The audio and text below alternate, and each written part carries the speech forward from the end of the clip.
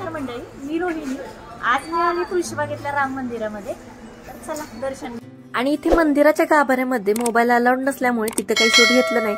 नंतर मंदिरात शांत थोड्या वेळ बसलो आम्ही. तुळशीबागेत हे मंदिर असून पण इथं खूप शांतता होती. तसं तुळशीबागेत बघायला गेलं तर खूप गोंधळ असतो, इथे मात्र शांतता होती खूप.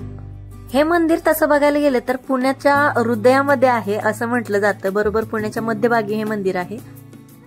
नारो आप्पाजी खिरे यांनी तुळशीबागेतली ही जागा खरेदी केली आणि तिथे हे मंदिर बांधलं. 1758 मध्ये हे मंदिर बांधलं होतं आणि जवळजवळ 35 वर्ष या मंदिराचं कामच चालू होतं. मंदिराच्या बाहेर ना पितळ्यांची अशी देवाची दुकानं आहेत आणि इथे ना रामाचे भक्त हनुमानाचं पण मंदिर बरोबर रामाच्या मंदिराच्या समोरच आहे. संकष्टी चतुर्थी असल्यामुळे गणपतीचं दर्शन घेण्यासाठी आम्ही इथं आलो होतो दगडूशेठला आणि म्हटलं वेळ होता तर चला राम मंदिरात. आता इथे दर्शन घेतलं आणि त्याच्यानंतर तुळशीबागेत थोडंसं फिरलो.